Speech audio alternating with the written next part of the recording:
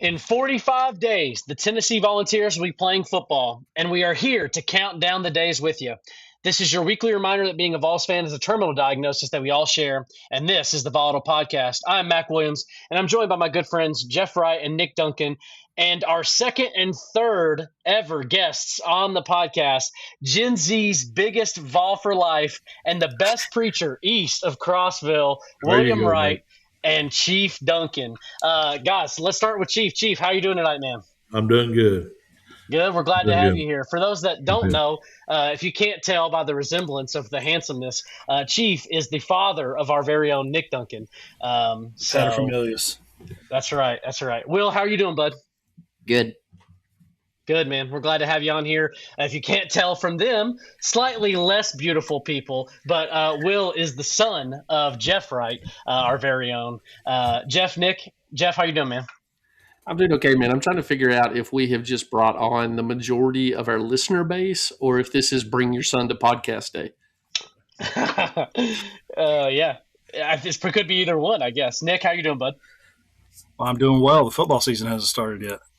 That's right. You are going to be good for at least 45 more days, and then we'll see. We'll see. Feeling healthy. Well, guys, we are recording this on Wednesday night, so it is fresh off the heels of the biggest offseason news that we've had, which is that David Gabriel George is a Tennessee Volunteer as of today. So DGG is the number one recruit in Tennessee for the class of 2026. He commits, class of 2027, right? Yeah. Yes. Yeah. He commits to Tennessee over Ohio State primarily. Across all recruiting sites, DGG is around like the number 10 overall commit nationally. So number 10 overall ranked player.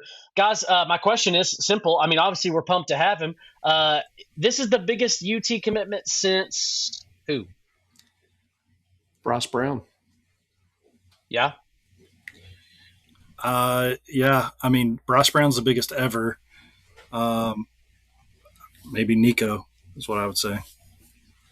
Yeah, the list feels like Nico, Bryce Brown. Obviously, like Bryce Brown is kind of weird because it's like even though he was literally the best player in his class, and we got him here, he didn't obviously have a great career here. So his like the way we remember him is kind of funny. I obviously I think the best running back that we've had in a Tennessee uniform since like Arian Foster or maybe Montario Hardesty is like Jalen Hurd, right? Kind of the most like modern era, like 2010s and beyond. The best running back we've had is Jalen Hurd. So like he's definitely a bigger recruit than Jalen Hurd. The question is, will he have a better career? And that I don't know. And wasn't Bryce Brown like a last minute ad also? Like we didn't have a lot of anticipation and build up for that. I mean, frankly, like no one thought we could get him. Like we didn't even know we were going to get him. And then Lane Kiffin just like Houdini pulled him out of a hat and was like, oh, by the way, we got Bryce Brown, the best player in the nation. Pulled him out of a McDonald's bag. Yeah, exactly. I mean, honestly, I don't want to y'all know me. I want to keep my foot on the brake all the time, but I know you said modern, but I think if you drop Jamal Lewis in any era of football, he's going to be dominant. Of course. And this kid looks more complete than Jamal Lewis. I'm going to take him as like the odds-on Heisman winner for his freshman season. Do you believe that? Do you really believe that? I don't know, man. Everyone's saying all I've ever heard my entire life is that when Jamal Lewis was coming out of high school, he looked like he was NFL ready out of high school. Yeah, but so does DGG, man. Do you think so, though? Oh, yeah, dude. I mean, that dude is huge. He's tall. So, like, tall running backs have some trouble outside of, like, Eric Dickerson. But, yeah, man, that's what's so bizarre about the kid is that Jamal Lewis, he has none of the bounce that DGG has. Yeah. Jamal Lewis was going to run away from you or run you over. DGG can dance around you and make you look stupid.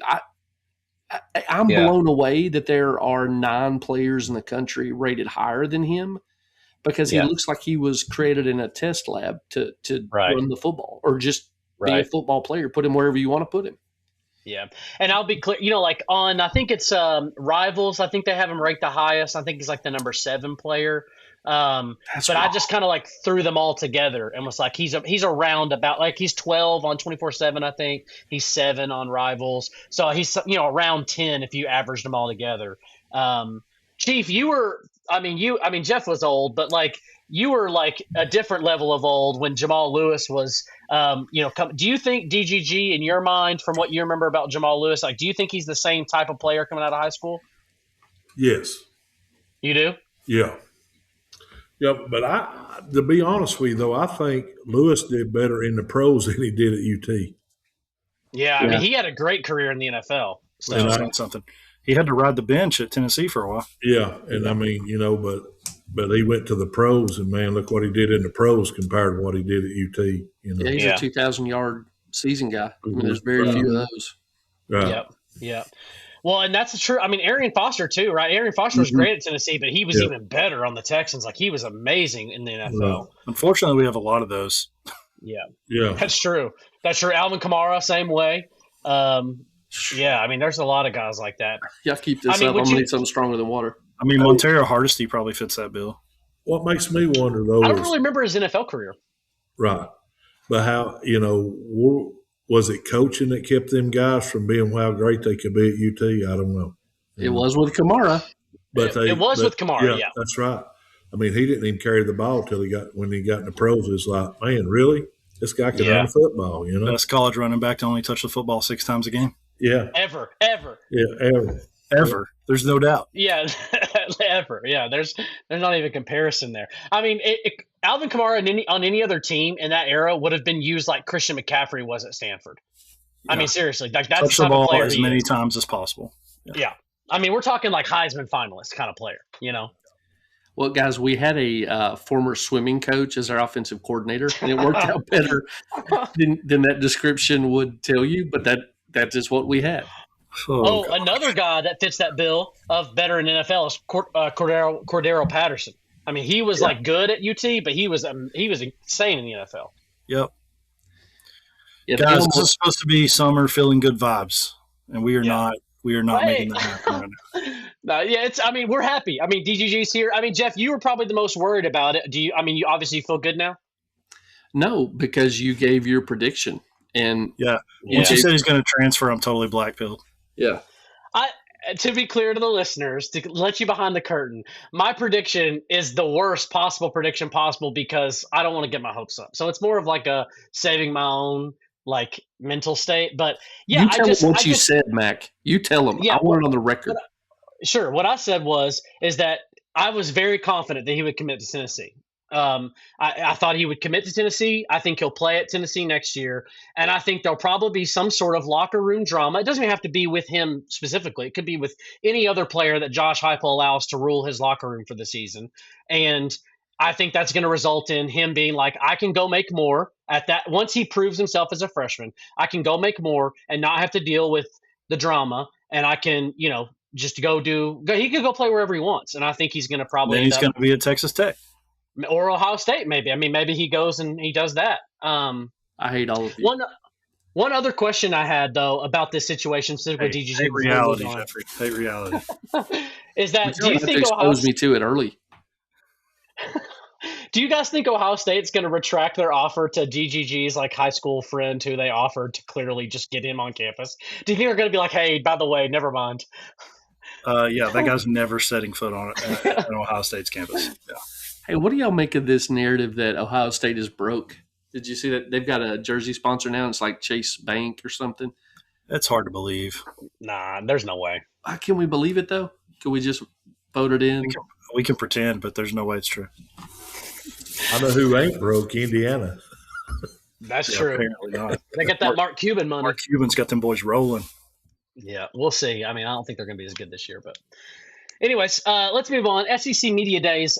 We all kind of said last week that we did not think there was going to be much to take away from Josh Heupel's press conferences, and weren't really sure what we'd hear from the players. I don't want to say we got more than what we expected, but I definitely think we got sound bites that maybe are better than we hoped for. And so the main one I'm referencing, and everyone probably already has heard this by now, as it was like 2 days ago, Josh Heupel was asked about and I heard some more context of this. He was asked by an Ole Miss guy, like a media journalist. Thank you. I thought it was LSU dude. I thought it was the LSU guy.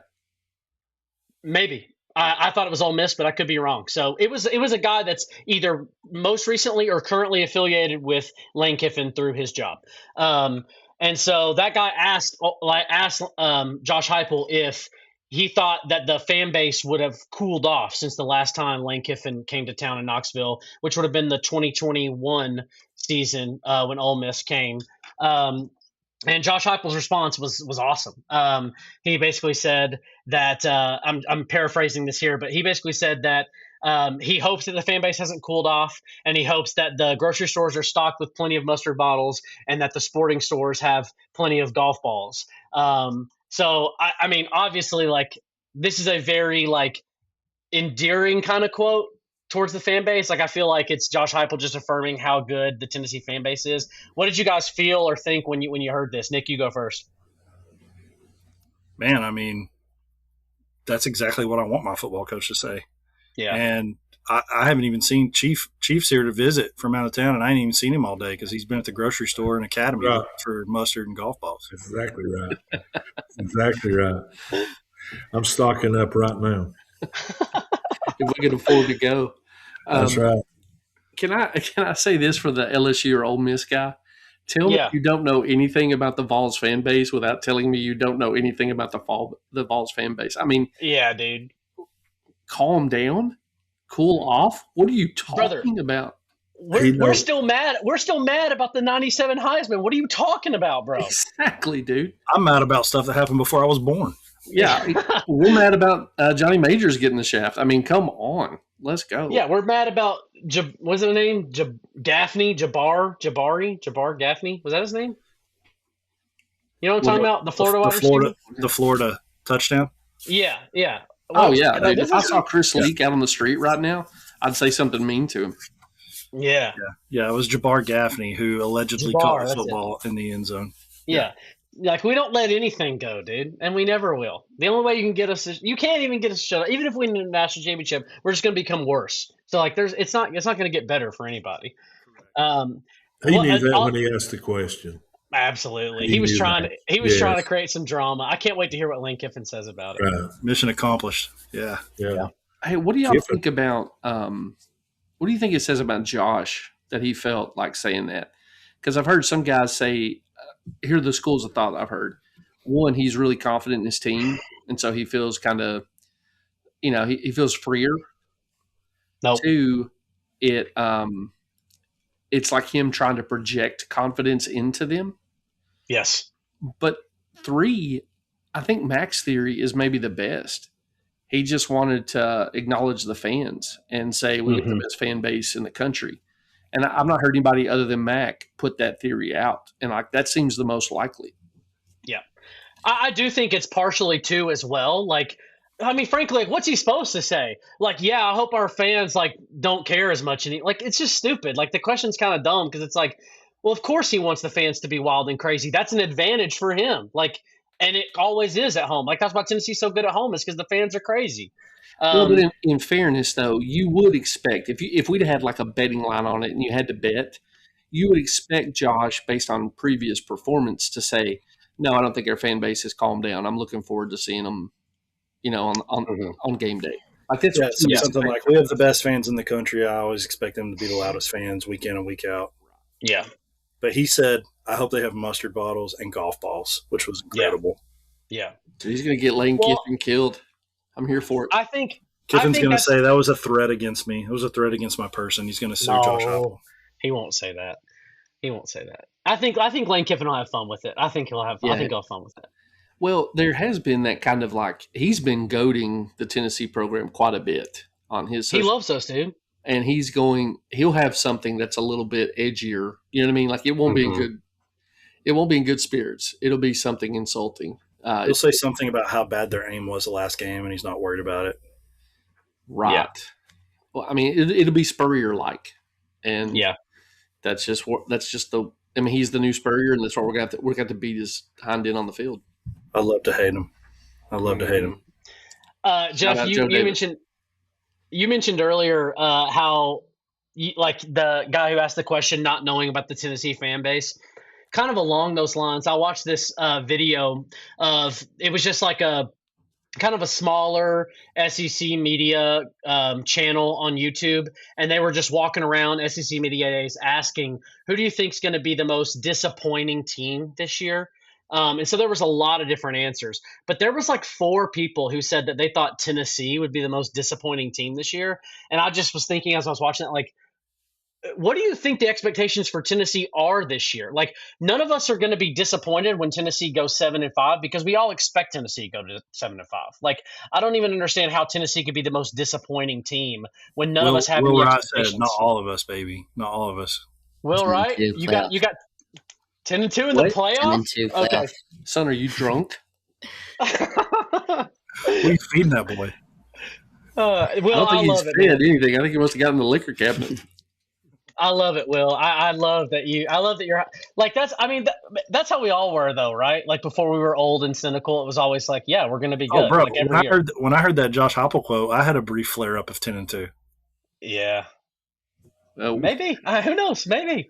When my son is crushed after Georgia Tech upsets us, I'm going to call all y'all and be like, look how great it is. Stop with that Georgia Tech talk. Live feed of him sobbing on the couch. Oh, my goodness. The other quote from SEC media that stood out, and this is, I think more this is not getting as much talk across the Vols podcast, but I think for us, it's obviously very meaningful. And that was Deshaun Bishop. He did an interview with Peter Burns, about like a 2.5-minute interview. And Peter Burns asked him basically about his faith in football. And Deshaun Bishop's answer was just great, talking about how, basically his college career wasn't going that well, and he wasn't happy, wasn't content with what he was doing until he basically heard the gospel and kind of repented and started just prioritizing his faith over football and letting the football kind of follow after that. When you hear quotes like that, like, what does that stir up in you? Jeff, you go first. Well, I mean, you want to identify with your team, right? We've talked on here a lot about how we root for laundry. There's not a lot of loyalty with players today. That's the kind of thing that makes you go like, that's my guy, right? Like, I already love that kid, and I love the kid sort of the same way that I love Jawan Jennings, but the fact that he is so outspoken about his faith, it's encouraging. It's just encouraging to hear a young man speak that way. But you're like, oh yeah, I mean, I have multiple reasons to identify with this program, one of its best players, and like now, I mean, of course I was going to root for him to be successful, but like I want the world to fall at that dude's feet. It doesn't tend to work that way. He was a walk on, but right. Man, I want good things for that kid. And even if he doesn't get those good things, like if he stays on that track, he's fine. He's great. He's got the most important thing nailed down. Yeah, absolutely. Yeah, it made me. I'm gonna jump in. It made me think about how. It was a pretty clear articulation of the gospel, and it made me like the kind of sense that I was getting from that quote is that it's freed him up to be better at the thing that he was made to do. Like, yep. A lot of people think it sounds silly, but like there are some people you look at and you're like, you were made to do something like this physically. And so it doesn't have to necessarily be running the football at the University of Tennessee, but Deshaun Bishop was physically made to do something like run the football at the University of Tennessee. And his confidence in who Christ is seems to have freed him up to be better at all aspects of his life. And so I also just appreciated his honesty. Peter Burns had a follow-up of like, what does this mean for like the guys in the locker room?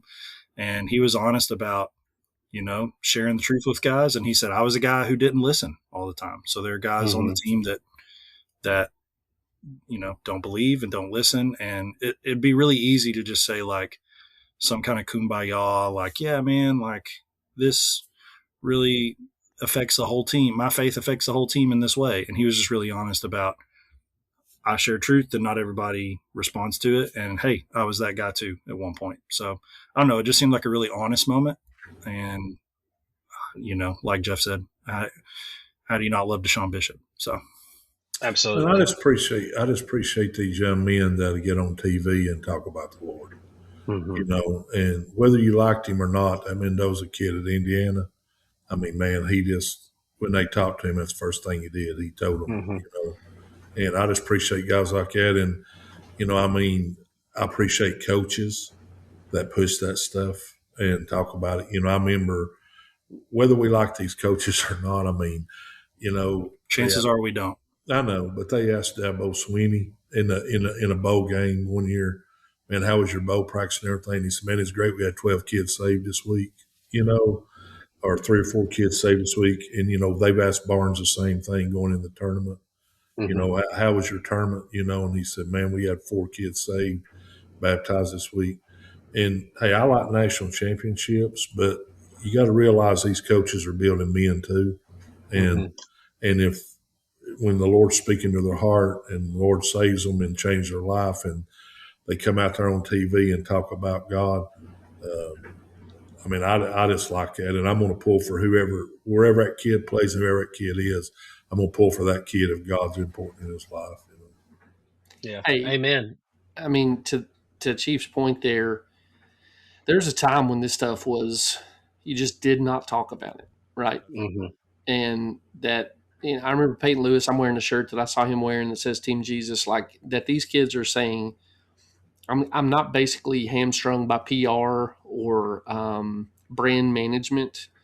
I'm going to talk about it as the most important thing in my life because it is. That's just a really lucky, it's a sweet season to be alive and be a Tennessee fan when you get to see that.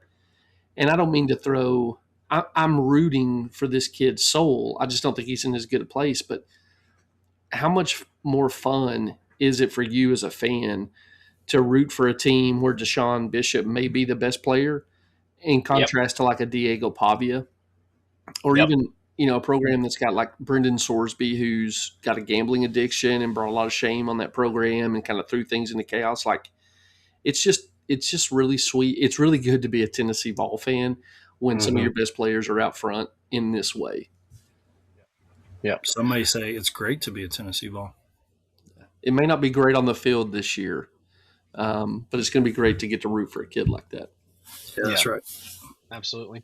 That's another thing too. I think about Chief, you made a good point. Like there's a lot of schools around the country that have guys like this, but I think it's obviously more common for teams in the South where your players or coaches are outspoken about their faith. And that's not a coincidence. Like we're really blessed to be able to live in the South. And there's a reason why the South is such a stalwart when it comes to standing by the faith and carrying on the traditions of their forefathers. And so even though the SEC has not been as successful as the Big Ten, I'm still as big of an SEC fan as I've ever been because the SEC does a great job of carrying on the traditions that its culture around it has.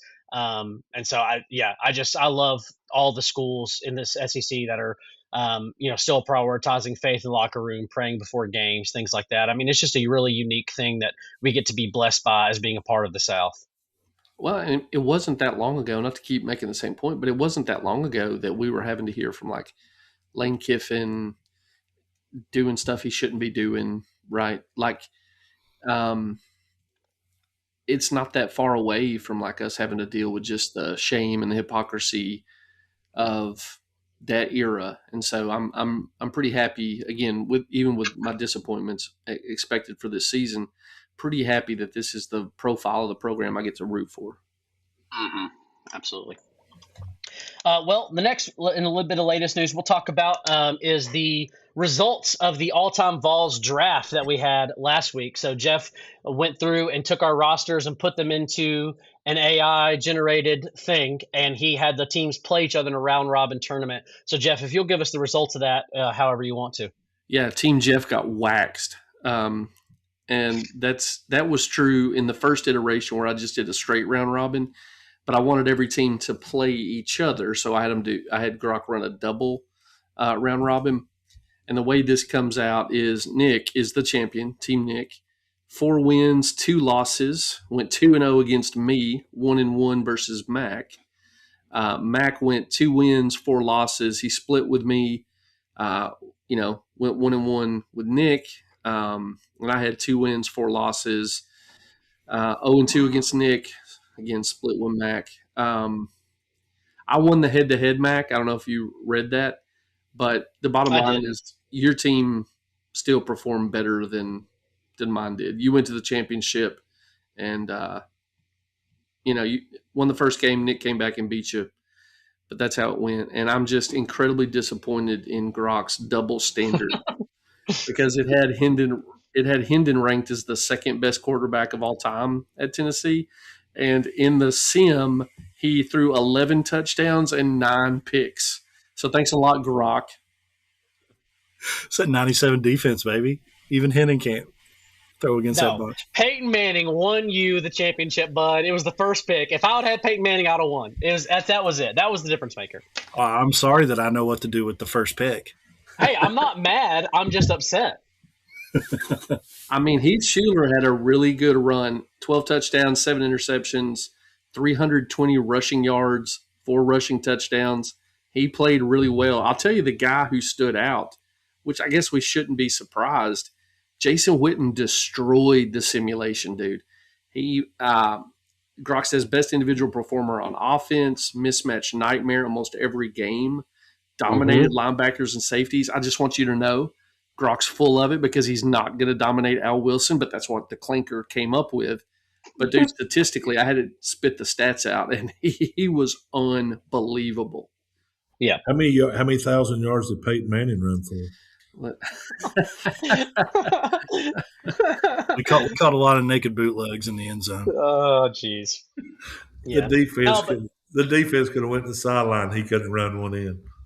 But kudos to you, Nick. You did a good job. I thought you handled the draft well. I do think another thing you have to mention, Jeff, is that Johnny Majors didn't even come up hardly at all, right? In the first, in the single one, he barely a performer. When I had it list out, how did the running backs perform? Travis Henry was the best. He went over 1,000. Jamal Lewis next at 920.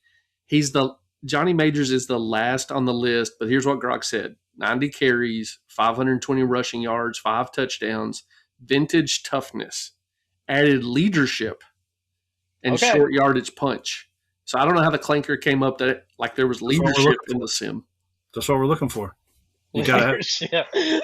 Leadership. Yeah, Nick drafted the all leaders team. He was like, I don't care about how good they are. I just want the leaders. I had the sheriff and I had Coach Majors, so I don't know what you guys want from me. He was starting Inky Johnson. With one arm, with post-injury Inky Johnson. He's like, I don't even care if he can play. He's just going to be out there telling guys what to do. He can still swat the ball away. Oh, my gosh. Oh, goodness gracious. He'll get his nub up there and swat the ball. He'll swing it up and knock a pass down.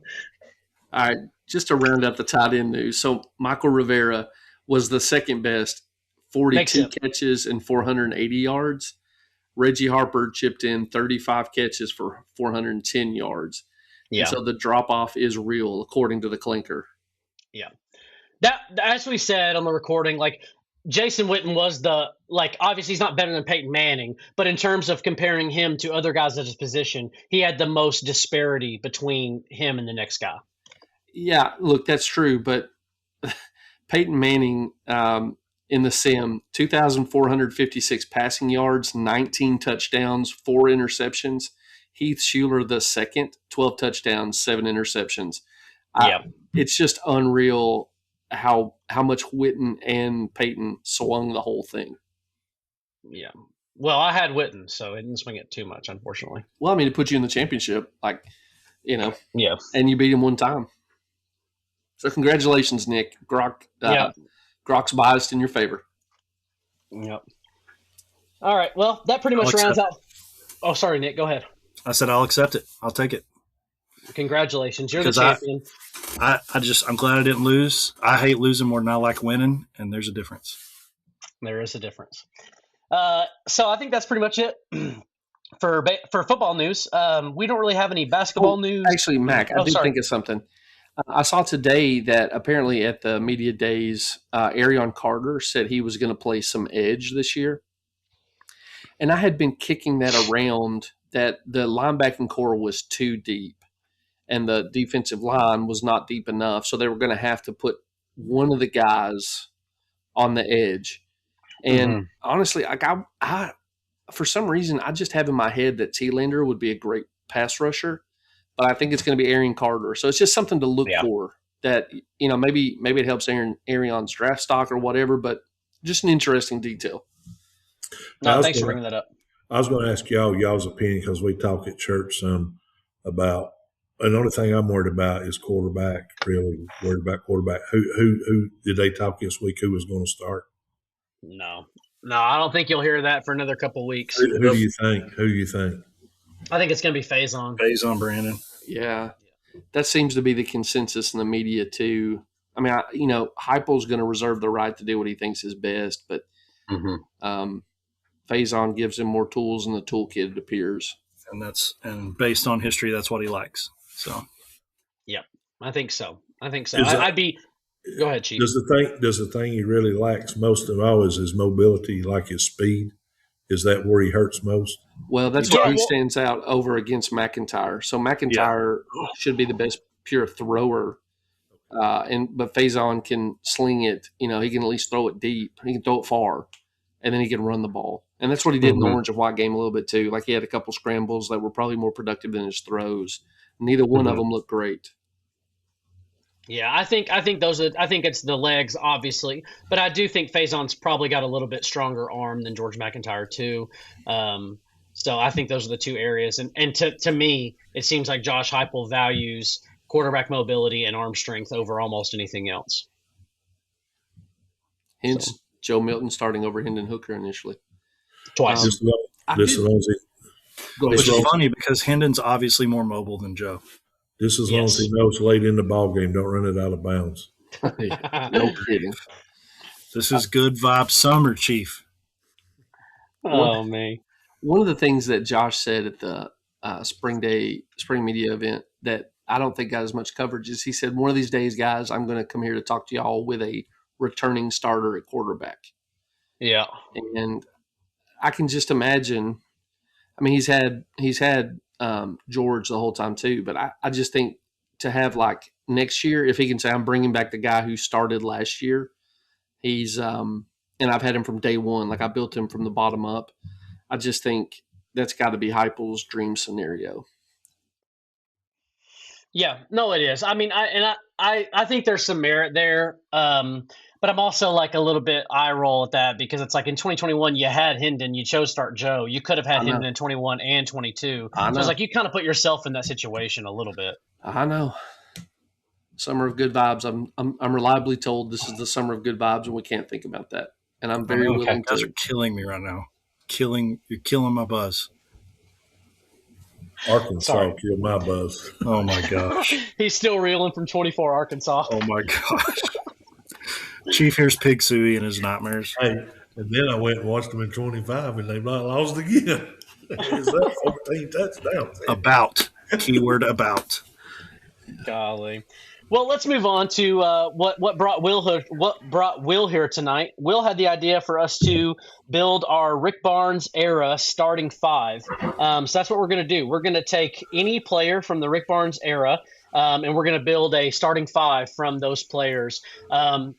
The kind of guidelines here are just that you have to build a roster that makes sense. So you could put a point guard at shooting guard or vice versa, or a power forward at center. But we can't have Dalton Knecht playing the five or something like that. It wouldn't make sense. So we're just going to go person by person. We'll let Will go first. And let's just do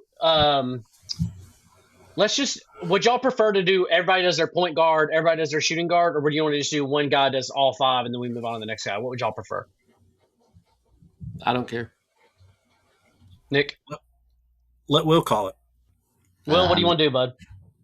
I don't know. I guess just position by position. All right, sounds good. So we'll go first, and you'll give us your point guard, and then we'll go Will, Jeff, Nick, Chief, and then myself. So point guard. Go ahead. Just write them down, Mac, because I'll throw them back in Grok and let him. Perfect. Goodness gracious, let it sim us out. Yeah, you've been infiltrated. I'm sorry. Slip of the tongue. All right. All right. And Chief, can you build the starting five? Are you on track to do that, or do you want us to No, skip I'm just you? going to listen to y'all. All right, Nick. Chief's gonna listen to us. All right, Will, go ahead with your point guard, bud. I'll go Zakai for point. All right. And just to be clear, this is not like a draft, so Zakai can be taken by everybody else if they want or whoever. Jeff, who's your point guard? Yeah, I'm going to go Zakai as well. I think Kennedy Chandler has a seat at the table for the conversation. Zakai was just there longer, and the productivity that there's just not somebody to compare him to. Yeah, Nick, what about you? ZZ. I'm going to be different, and I'm going to take Kennedy Chandler at the point. I'm going with offensive production. I think he's a better offensive player, so I'm going with Kennedy. All right, Will, shooting guard. Jamal Meshack. Connect. Dalton Connect. Nice choice. All right, Jeff? Yeah, it's Dalton Connect. I mean, I'm not sure if we want to talk about it or not, but before we hit record, Dalton's the greatest individual player of Rick Barnes' tenure, right? Mm-hmm. Yes. Yep. All right, Nick, who you got at shooting guard? Dalton. DK across the board. I'm also taking Dalton Connect. I thought you were going to go with Chaz Lanier. Nope. Dalton Connect. Dalton Connect. I could not have a team without DK on it. So, all right, Will. How about small forward? Who you got? I guess Admiral Schofield. Let's go. Jeffrey? There's not a lot of variety here. No. I think that there's kind of a clear-cut consensus emerging. So, yeah, I'm going to go Schofield as well, and I'm curious. Well, I'll save it, but I'm just curious if the other alternative there gets mentioned at all on anybody's team. All right, Nick? Nate Ament. Okay, there it is. I was curious if he would show up. Nice pick. Yeah, I'm going to go Admiral here as well. I do think it's between Admiral and Nate. Some people out there who are idiots are going to want you to take Josiah Jordan-James, and he is not the choice. So horrible pick. Would be a horrible. Yeah. I would ridicule you. Yeah. I mean, I would seriously play Jamal Meshack at the small forward position before I would play Triple J. Yeah, probably so. They're a wash. Right. Will, power forward. Who you got, bud? Grant Williams. Yes, sir. Jeff? Yeah, it's Grant Williams. Probably the second best player of the Rick Barnes era. Mm-hmm. Nick? Grant Williams. That's Grant's across the board at the 4 spot. All right, in last position here, we got center. Will, who are you going with at center? Fulkerson. Oh, nice. Incredible Folk. Nice. Jeffrey? Folky. Y'all are crazy who are picking Fulkerson. It's Felix Okpara. Nick? Felix Okpara. Nice. I'm also going Fulkerson. I like the white boy power of my lineup with DK and John Fulkerson. I think John Fulkerson is the most well-rounded center that Rick Barnes has had at Tennessee. The only other option for looking at a total game, I mentioned this before we hit record, is Kyle Alexander. I think he gets an honorable mention here. I do think Felix Okpara is the most athletic. And probably is the best choice if you're trying to get like a complete team where not everybody is just going to score the ball. But if you're trying to get some guys that can score at the 5, I think Fulkerson's the right answer. So, all right, let me ask you this, since this would mess up the sim because we got two similar rosters. Could we draft a 6-man to differentiate and make this a exclusive pick? I'm happy to go last since I'm proposing this, but you get to pick one more player to be your 6-man, and whoever you can't repeat. Yeah, you can't repeat. Okay, I like it. All right, I'll go last. I guess I'll do that. Jeff's willing to go last. Will, we'll let you go first. And Nick, do you want to go before or after me? I'll go after you. All right. Wow, that's nice of you. All right, Will, who's your 6-man? Nate. That's a good pick. Okay. Well, man, this is challenging.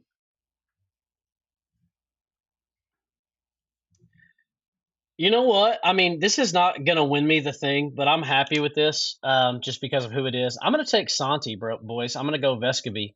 Yeah, you're a big Santi guy. I like Santiago. So That's a good pick. Nick, you're up. I'll take Admiral. And Jeff, who you got at 6? I am going to take somebody that I'm going to pick as my pick that I'm going to take, which is going to be the worst one because y'all all picked better ones. I guess I'll take Chaz Lanier. Chaz is probably better than Santi, I'll be honest. All I know is I'm really disappointed Nick didn't take Cade Phillips. Dude, I came a hair of taking Cade Phillips. But I didn't want to hear any more of this. I didn't want to hear it from Mac, if I'm being honest. Yeah. No, I mean, Jeff was trying to get in here and say that Cade Phillips was better than John Fulkerson at the beginning of this. Yeah, but I mean, that's true. But you think that's true? Yeah. That is not true. Listener, that is not true. Lies are being spewed on this podcast as we speak. Cade Phillips' engine never stops. Folky takes a third of the season off every year. Folky gets hurt, brother. Like, and that's not the same thing. The other third is in the coach's. Also gets hurt. What are we talking about? The other third, Fulkerson is in. Either way. The other third, Fulkerson is in the coach's doghouse.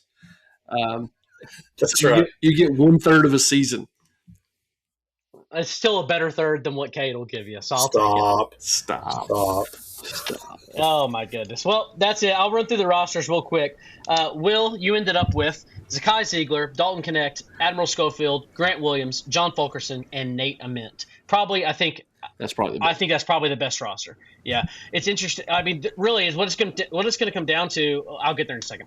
Jeff, you got Zakai, Dalton Connect, Admiral Schofield, Grant Williams, Felix Okpara, and Chaz Lanier. Nick, you've got Zakai Ziegler, Dalton Connect, Nate Ament, Grant Williams, Felix Okpara, and Admiral Schofield. I think, obviously, the only difference between Nick and Will's teams is the center position, John Fulkerson versus Felix Okpara. So really it's going to come down to what does AI like better between those two, I think, because those teams are identical otherwise. And then for me, I've got Kennedy Chandler, Dalton Connect, Admiral Schofield, Grant Williams, John Fulkerson, and Santiago Vescovi as my sixth man. So that's our 6-man roster from the Rick Barnes era. We'll have Jeff put that into AI like he did last week, and we'll get back to you on the results next week. Let us know in the comments who you think has the best roster overall. Next, guys, we're going to get into questions on college football. This week is kind of a specific to this season question. The question is, which program that has never made the 12-team playoff most likely to break through this season and make that playoff? So this is a team that has not made it in the 12-team era. They could have made it in the 4-team era. Does anybody already know who their pick is and wants to go first? Yes. Go ahead. LSU. That was also mine. I think it's the obvious pick. Okay, so if LSU is the obvious pick, who are the other candidates? You know what I mean? Sorry, like not broad spectrum. I don't expect, Well, I've got a few. Yeah, I think there are others. Yeah, I've got a few. Out. Another one that I thought of was USC. Yep, that was my next one. USC has not made it yet, and I think they could make it this year because they don't play Ohio State. They don't play Michigan. I don't think they play Penn State, although Penn State obviously is kind of up in the air. So I think USC could be a good choice. Let me see who else came to mind. I think Washington should kind of be on the table for that. Yep. They've made the 4-team. I just think that other than, I think when you think outside the SEC, like LSU is the bluest of bloods with the most resources that hasn't made the 12-team. When you get past that aspect of the SEC, I started thinking about what other conferences and how many teams those conferences usually get in. And I think it's a mid-tier Big Ten team is probably the next best pick, like USC or Washington, a team that's been in the 4-team playoff, that has a lot of resources, but that didn't make it the last couple of years. I think there's a couple options that could be better than Washington just because of their, like specifically this season, who they have on their team and who they play. I think they would come from the Big 12 though. So you're looking at teams like BYU, could, especially if you're down on Texas Tech, you think Texas Tech is not going to be as good, then that means somebody's got to win the Big 12, and that team, unless it's Arizona State, has not made the 12-team playoff. So BYU, Houston, a team like that could sneak up and grab a spot in the college football playoff this season. I didn't know if we would talk about this, but I actually made a second pick, the team most likely to make the playoff that's just never made a playoff since 2014. Okay. And I think it's BYU. Yeah. Okay. Nice. BYU's never made a playoff, and I think that they probably will this year. Cool. They returned almost all their starters on offense. They had good quarterback play last year. I think it's super possible they win the Big 12. So Jeff, from the teams we listed, other than LSU, because that's probably your top pick, which I understand, which team stood out to you as like, oh yeah, that team would be good? The teams you listed seem the most obvious, and I think probably mathematically the probability has to go to BYU. I would also like it if Tennessee beat LSU this year, and so that would be a snare in their side. So the Storm and Mormons on hopium and math. Yeah. Team like that for sure. I mean, I don't know what Utah, but yeah, I think if it's not like one of those Big Ten teams that Nick mentioned, I think it's got to be somebody from the Big 12 if Texas Tech ends up not being as good as our roster says they should be. Well, Arizona State lost their quarterback.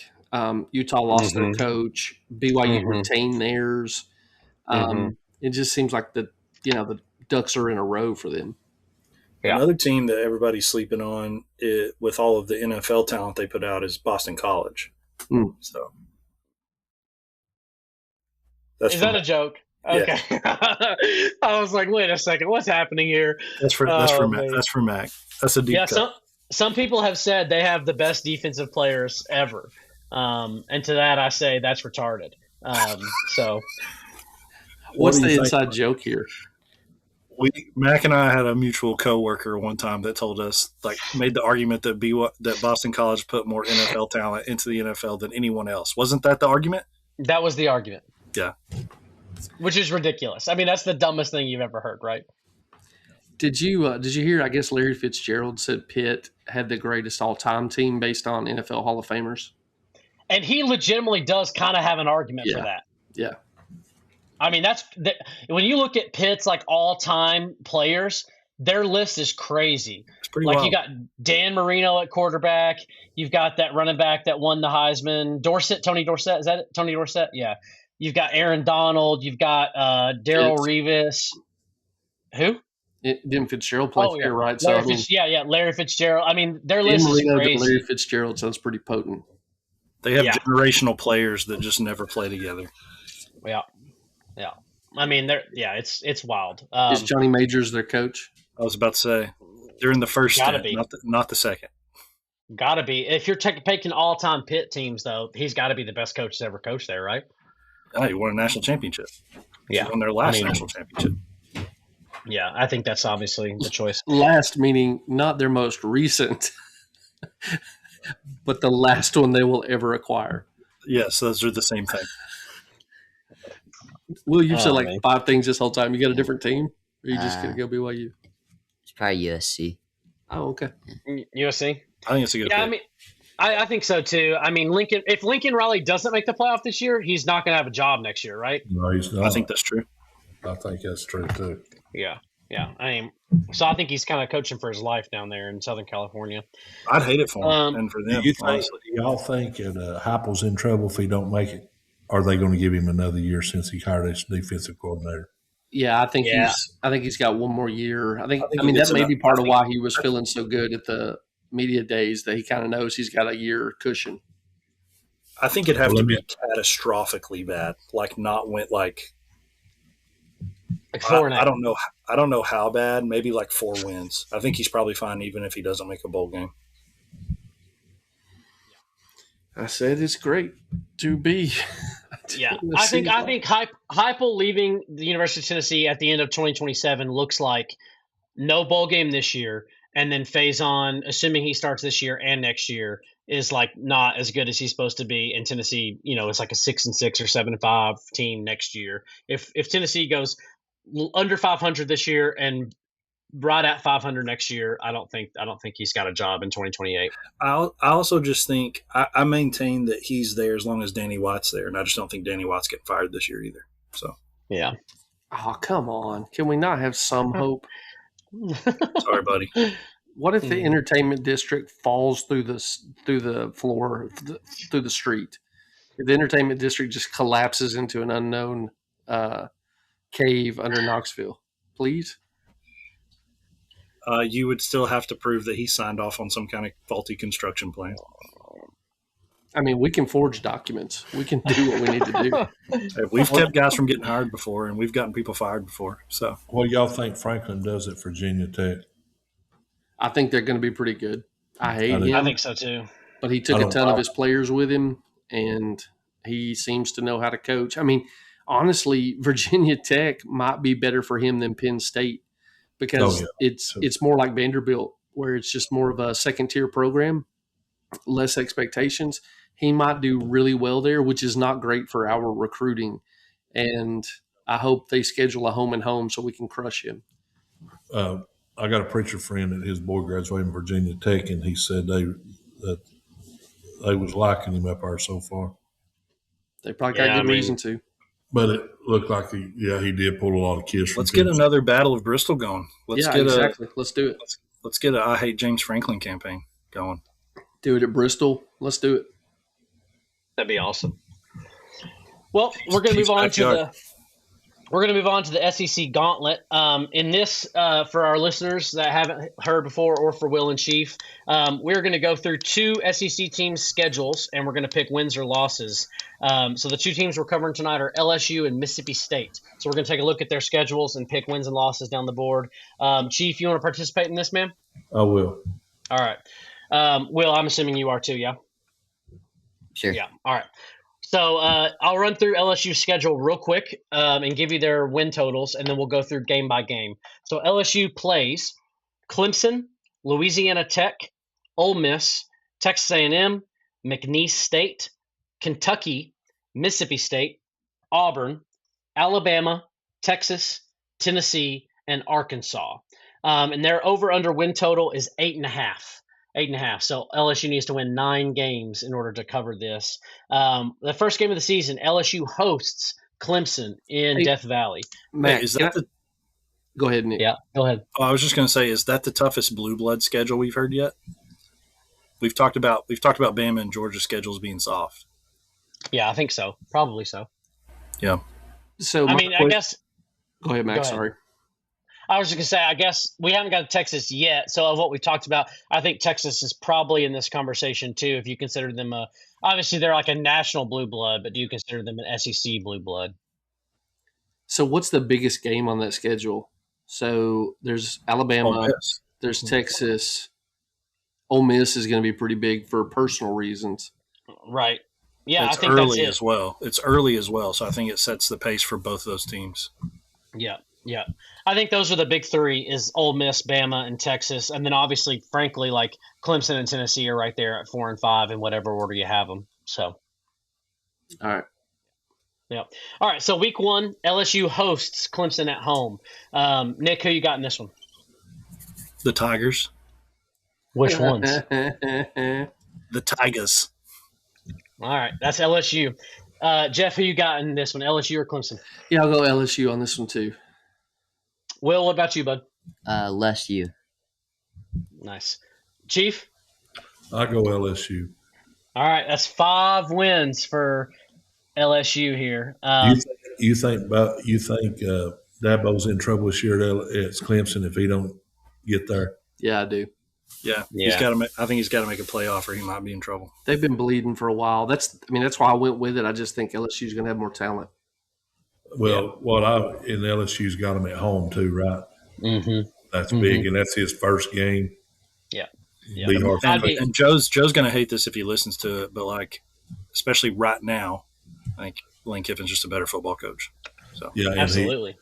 It's opening night down there under him. Mm-hmm. They're going to be bouncing out of the locker room. You know, it's going to be bad. It is.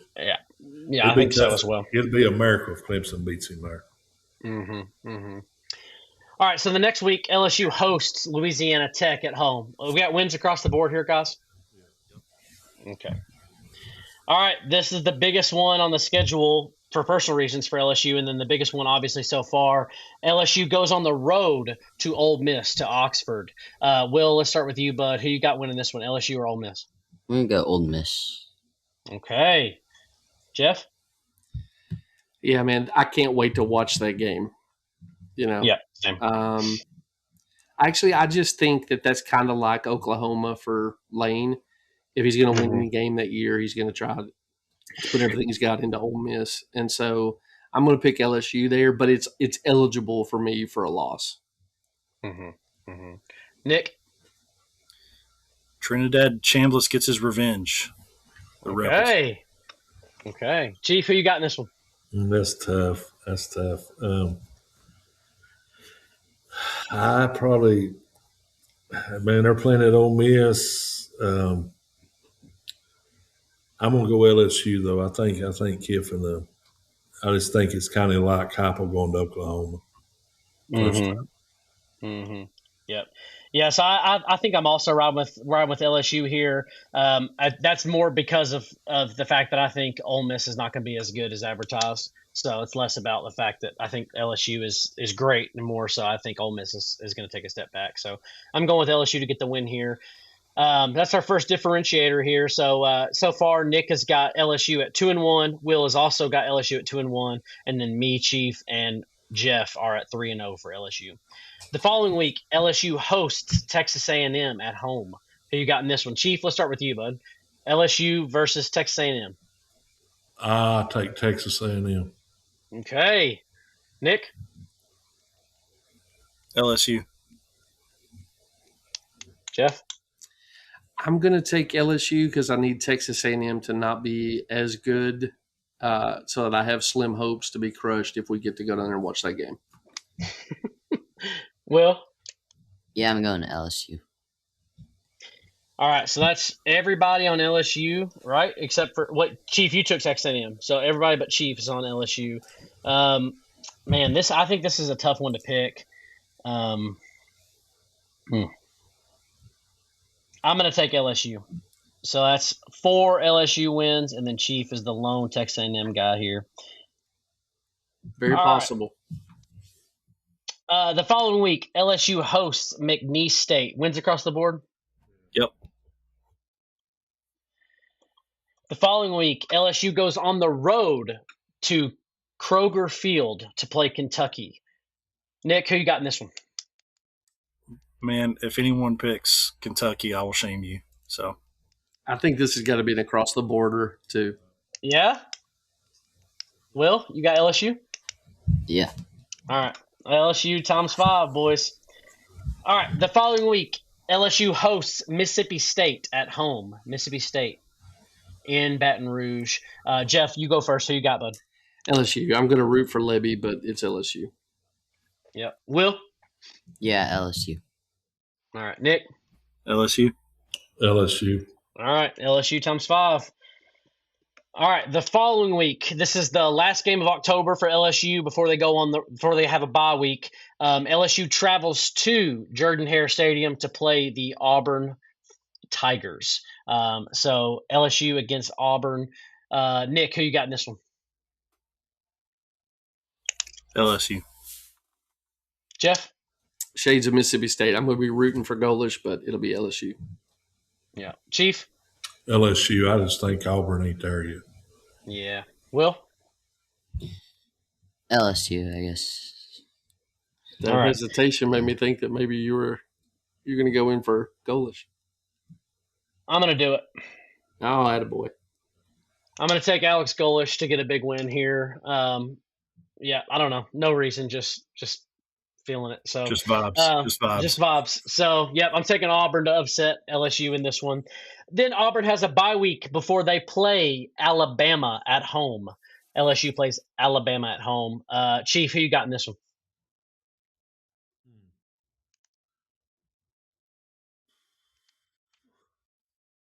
Probably Bama. Yeah, I think so. Will? Probably Bama. Okay. Really? Two probably Bamas. Nick, who you got in this one? In honor of the way Wes Rucker would make his picks, the late Wes Rucker, Greenbow, Alabama. Jeff? I'm picking LSU, and I'm going to say that this is possibly a blowout.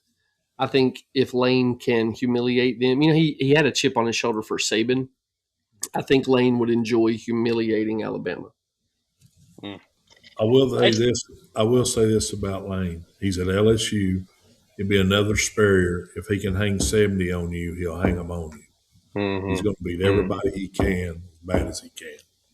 Yeah. Yeah. He's got to go to all his former SEC stops this year. That's exactly right. And, and if he gets ahead, he won't be no letting the gas off, I don't think.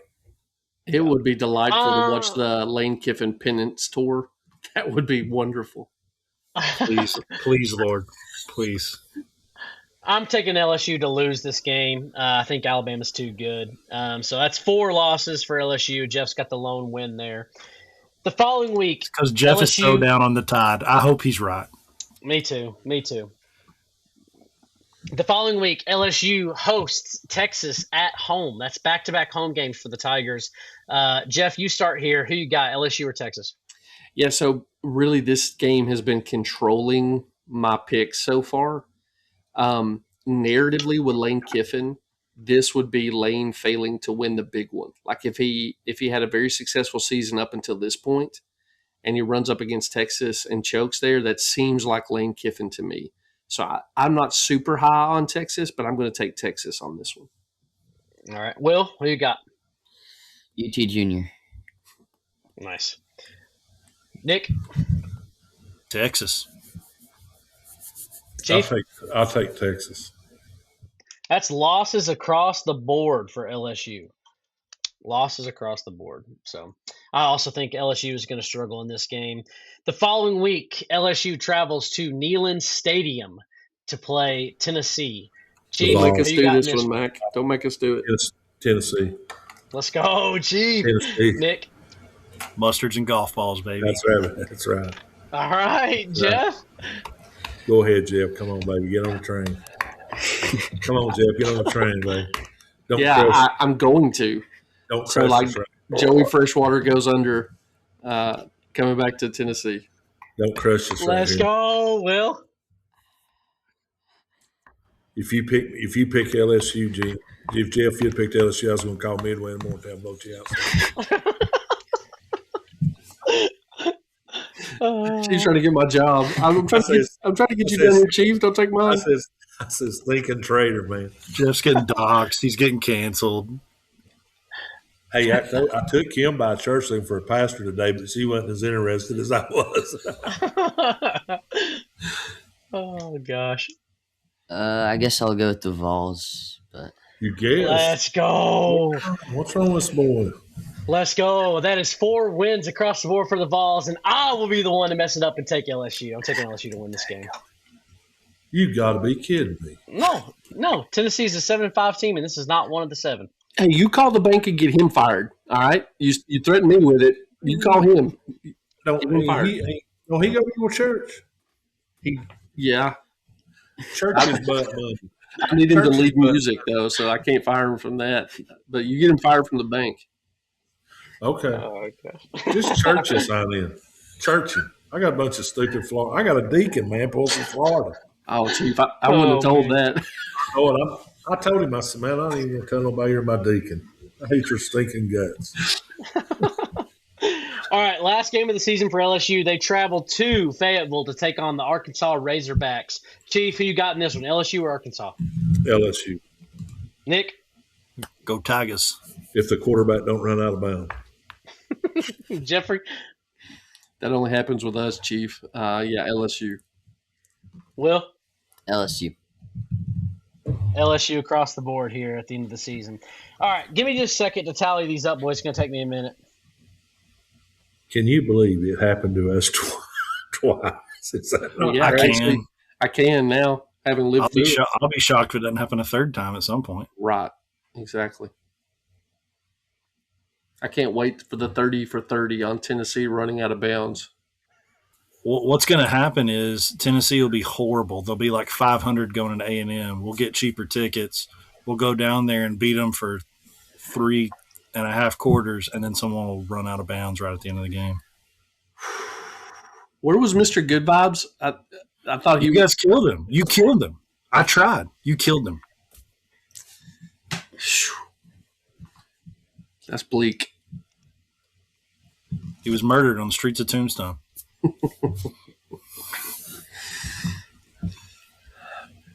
There ain't nothing like being a Tennessee fan going into the football season thinking, hey, man, 10-2. The only thing I can think that would be like being a Tennessee fan is open heart surgery. Praise God, we don't have to play Florida for a few years. Is it or is it not a terminal diagnosis that we all share? Yeah. I mean, we get to duck Florida and then we get to duck Georgia. Yeah. I hope how the mighty have fallen where we're excited to duck Florida and duck Georgia. I hope Florida, right, boys. I hope Florida does real good. Hope they're holding 11 when they end up this year. Well, we got Here's the results. Will has LSU going 8-4. That's a half game under the over. Jeff has LSU going 10-2. Nick has LSU going 8-4 along with Will. Chief also has LSU going 8-4, a little father-son alignment there. And then Mac has LSU going 9-3. So that's 2 guys on the over, 3 guys on the under. The average would come out to about the line 8.75. Yeah, about the line. 8. It'd be a little over 8.5. But so this is the most the most parity that we've had across the board here on our picks. After you hear your records, Will, Nick, and Chief 8-4, Jeff at 10-2, me at 9-3. Which one feels right, guys? 8-4. You feel confident in that? The only game that bothers me a little bit is that Texas A&M. I think Texas A&M can beat them. It's just Corbin if Texas A&M shows up. Yeah. But Texas A&M, they got the stuff to do it. I wouldn't say I feel like super confident. This is probably the least confident one I felt in, but I do think they're 8 or 9. I think they're probably on the bubble. I do too, but the Texas A&M game is one that, to me, could be the breaker, really. To me. Well, again, I was going narrative. So Lane, builds a pretty solid season, ends up losing late in the season to, the team that would like maybe stop him from being a number 1 seed in the tournament the playoffs or something like that. I feel pretty good about that narrative. I will be miserable watching it happen if it plays out that way. Yeah. What do you think? Right. What do you think, Matt? Yeah, so I had them at 9-3. I feel pretty good at 9-3. I would be shocked if LSU doesn't hit their over this year with the talent that they have. But I mean, 8-4 feels right. I mean, Jeff, you were 10-2. That's pretty high on them. I know you were just saying like how you were going off the narrative. Does 10-2 feel like too strong when you hear it back to you? It doesn't, because they're so talented. Lane is a good coach, and I just expect I don't care for him to have like a loss early as he's kind of sorting out his program, and then to have a late loss against maybe the biggest team, or at least the biggest matchup if his season goes the way I predict. I feel pretty solid about that. Yeah. I definitely think 8, 9, or 10 is that's a sweet spot. I think that's where we're going to end up, and I feel better about 8 or 9. So I think the Texas A&M game's a game to me, because I know he's got them at home, but they've been tough the last couple of years. So. Yeah, we need them to not be very good, Chief. That's a good pick, Chief. You're the only one that picked LSU to lose that game. I think that's a good pick because that's right after the Ole Miss game. There's going to be a lot of emotions, and it's obviously a big game. And we were pretty split on the Ole Miss game. That was the most split we had. I do think that's a letdown spot for LSU, and so I wouldn't be surprised to see them lose that game either. So I think that's a good pick. That's a good point. Yeah. All right, Mississippi State. Their over-under win total is 4.5. So the opposite end of the spectrum here from LSU. Mississippi State schedule, it reads like this: Louisiana Monroe, Minnesota, South Carolina, Missouri, Alabama, LSU, Oklahoma, Texas, Vanderbilt, Auburn, Tennessee Tech, and Ole Miss. So in week 1, Mississippi State hosts. Mississippi State hosts Louisiana Monroe at home. Wins across the board? Yep. All right. The next week, Mississippi State goes on the road to the Golden Gophers. They play Minnesota. Will, why don't you kick us off here, bud? Who you got in this one? Minnesota. Oh, okay. Jeff? Yeah, I'm going to go Mississippi State. Nick? The Fighting Jeff Levy's. Chief? I'm gonna go Mississippi State. Yeah, I like Mississippi State in this one too. I mean, honestly though, Will, like, the Big Ten's been better than the SEC. We saw Tennessee lose to Illinois. Like, it feels like these are two teams that are about the same par in their conference. So I wouldn't be shocked if Minnesota won that game at all. So I wouldn't be shocked, but I will be sad. I will too. Yes. The next week, Mississippi State goes on the road again to Columbia, South Carolina to play the Gamecocks. Chief, who you got in this one? I take South Carolina probably if they're there, if they're home. All right. Nick? Bulldogs. Let's go. Jeff? Put me down for the Bulldogs, too. They have a quarterback. Hey. I love it. South Carolina. Okay. No shot. I'm gonna take Jeff Levy to start the season 3-0. Yep. All right, so that's Will and Chief on the South Carolina train there. The next week, Mississippi State hosts Missouri at home. Jeff, why don't you kick us off here? Give me the Cowbells. Oh, Nick? Bulldogs. Will? Yeah, Mississippi State. Chief? I'll go Mississippi State. I'm going to take Missouri to get the win here. Eli's done. They start the coaching search after that game. I'll believe it when I see it. Put it in my veins. All right, the week after that, Mississippi State hosts Alabama at home. Nick, who you got in this one? I'll take Alabama. Jeff? Mississippi State. Oh, my gosh. He's done it. All right, Chief.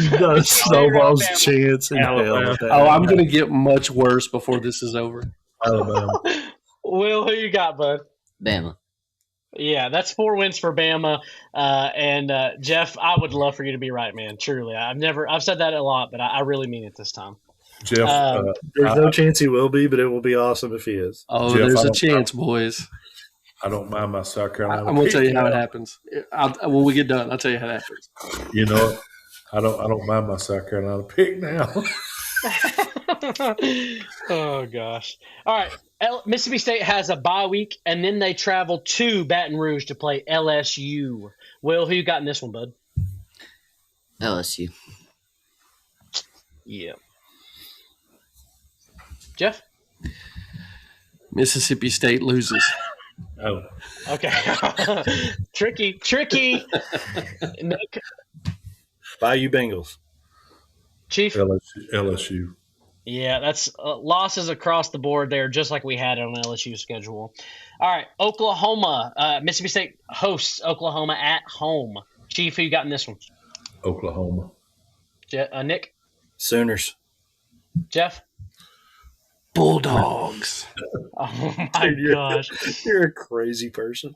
He's a Jeff's gonna have Mississippi State in a playoff here in a minute. Will? He but 2 wins away. Wow, Jeff. This is crazy, man. He All but right, 2 wins away from being in.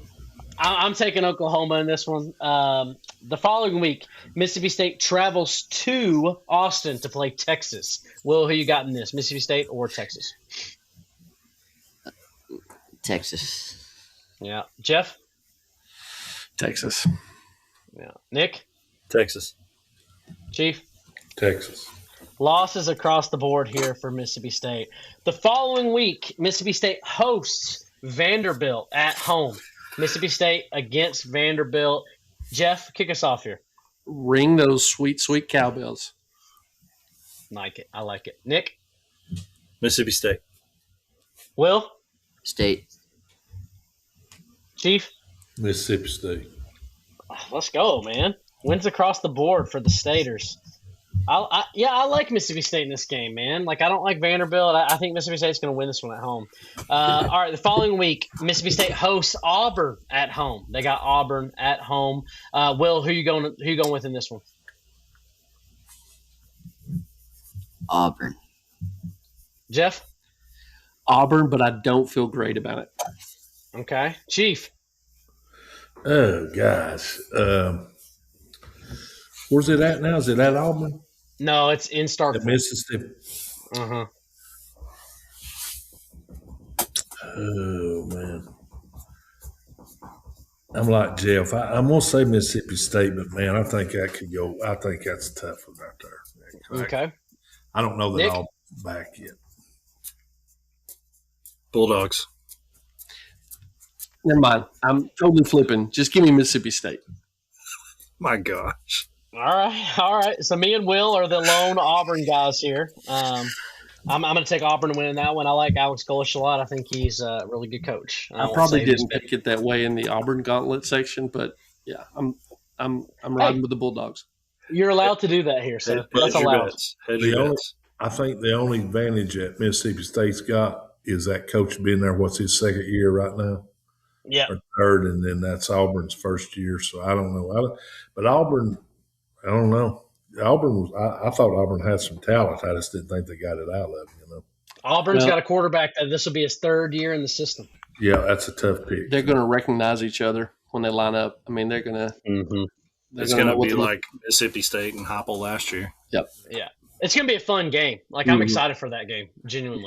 So, all right. The following week, Mississippi State hosts Tennessee Tech, the Golden Eagles, at home. Wins across the board here for Mississippi State? Nick didn't go with the alma mater? No. All right. Wins across the board. There you go. No loyalty. All right. And the last game of the season, Friday night, the Egg Bowl. Mississippi State goes on the road to Ole Miss. Who you got in this one? Let's go, Chief. You go first. I'll take Ole Miss. Nick? Bulldogs. Oh, Jeff? Bulldogs. Will? Rebels. Yeah, I'm on the Rebels as well. And I just That's want to be 3 clear, losses. that would have to be that Ole Miss's season fell apart. I think they're better on paper, but I think there's a good chance of that. Okay. All right. Give me just a second here. Let me tally these. Well, and let me explain why I went so bullish on the Bulldogs. What's the guy on Twitter who breaks down film? He's just kind of his own guy, and he calls himself like the film guy. Yeah, I think that's it. Yeah, I can't remember that dude's name, but he's got me persuaded Mississippi State may have the best quarterback in their system in the SEC this year.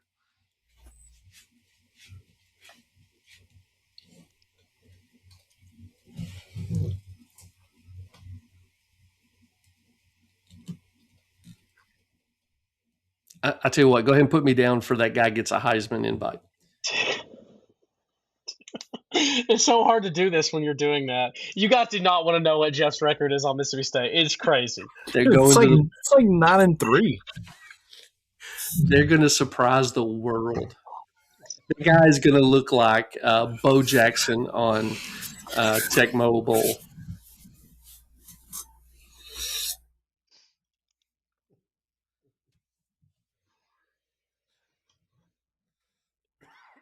Everything you heard about Lenore Sellers and whoever that Texas A&M quarterback is going to come true for whoever the guy is from Mississippi State, whose name I don't know, based on me watching one video from a guy on Twitter. I think regarding the Egg Bowl, while Mac's tallying that up, I think what you're saying could be true, Jeff, about Ole Miss falling apart. I think even if it's not, like we just know this about the SEC, rivalry games are just different. Like it was not that long ago that Alabama had to score a touchdown late in the fourth quarter on a really bad Auburn team on like 4th and 100 to win that game. I mean, we've just how many bad Florida teams have beat Tennessee teams? Like this is part of why you play this games. I think it's super possible that Trinidad Chambliss is totally checked out by then. I think my Ole Miss pick for them to beat LSU. I think I think that they could beat LSU and then totally lose focus about anything else that happens after that. I think it's entirely possible that LSU not only beats them, but Lane figures out how to hang a ton on them, and it pops their whole bubble. And Mac's already kind of down on Ole Miss anyway.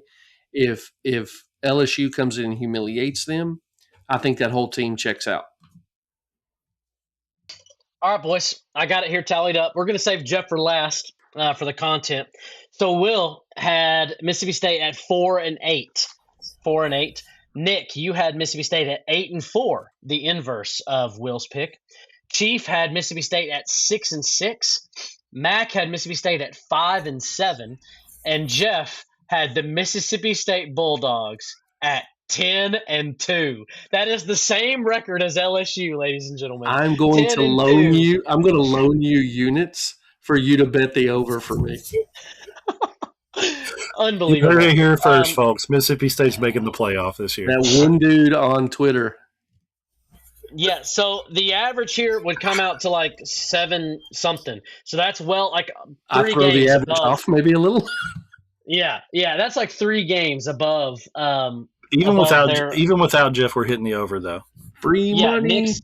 Nick's got him on the over. Chief's got him on the over. I've got him on the over by a half game. Will's the only person on the under. Will's a hater.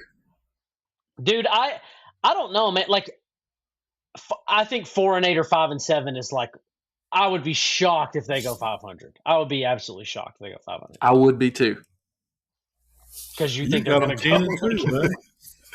Yeah, he'd be shocked if they go 500 because he thinks they're going to be in the playoff. That's right. That's it. Correct. Yeah. Bulldog. I mean, seriously though, Mississippi State 10-2 with this schedule is a playoff team. Mm-hmm. No doubt. I'd pick them over Alabama. Dude, you're a crazy person. Yep. This is crazy. Jeff's got a lot of confidence in that Mississippi State quarterback. Just took one good Twitter video, guys. This guy's it may have been AI generated. I'm not sure. He may be. I'm going to go find one guy breaking down film positively on Faison so I can have this feeling about Tennessee. If you do find that, please send it to me because I would like to believe that too. Please send it soon. The quarterback at Mississippi State will be at the Heisman hunt. Yes, he's going to get an invite to the Heisman ceremony. He's not going to win it, but he's going to get an invite. This is going to be a freezing cold take here in about 5 months. Like, this is going to be unbelievable. It totally will be, but not for the reasons you think it is. Oh, my goodness.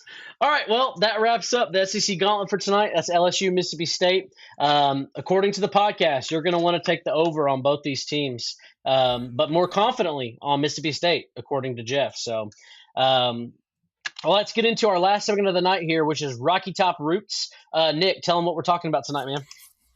The title of tonight's Rocky Top Roots segment is called Against the Odds, 5 Improbable Victories in Tennessee Football History. So we're going to look at 5 games and kind of the context surrounding those games and, walk you through what happened in the game and look at a little bit of some of the aftermath for some of these games as well. Particularly, I want to be clear that I don't think I'm not, or at least they could be, but I'm not prepared to say these are like the 5 most improbable wins that Tennessee's ever had, where they were the biggest underdog or anything like that. But kind of 5 historic games throughout time that I think are really interesting, where Tennessee on paper should not have won for various different reasons, and pulled out the W. And so I'm not taking these as any kind of a countdown.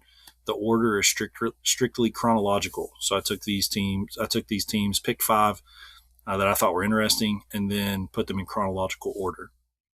So without further ado, we're going to jump to our first game, which is go back with me to 1959. Tennessee is playing number 1 LSU. Tennessee entered the November 7th, 1959 homecoming game with a middling record. They were about 500. They'd already lost to unranked Chattanooga that year, while number 1 LSU, led by Heisman favorite Billy Cannon, was undefeated. The Vols built a 14-7 lead in this game. Late in the fourth quarter, Tennessee muffed a punt, and LSU drove down and scored a late touchdown with hardly any time left instead of kicking the extra point for a tie, and you could tie in this era, so you're choosing between probably tying or trying to win because you're not going to overtime. The Tigers go for 2. Billy Cannon, Heisman hopeful, takes the football on a sweep and is met at the goal line by a swarm of Vol defenders. They stop him inches short of the yard line, and it preserves a 14-13 upset. It was Tennessee's first win over a number 1 ranked team and instantly became a classic. Billy Cannon did go on to win the Heisman that year, and the head coach of this team was Bowden Wyatt.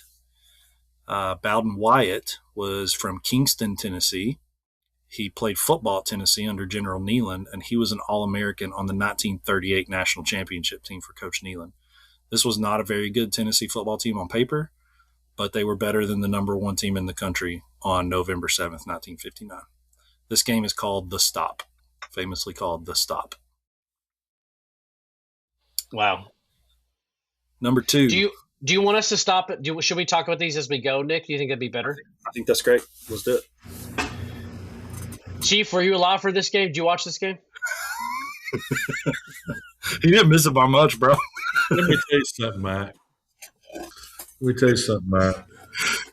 I mean, JFK was the president, maybe, or about to be. I cannot believe you asked me that. You were Somebody born. had to. This man was born in 1963, so it's not like this is a huge stretch. That's right.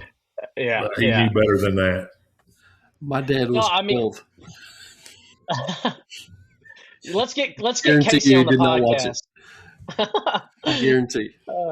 He probably remembers that day specifically, Dude, Jeff. But it's probably in something about farming. In 1959, no one may have watched this except for the people in the stadium.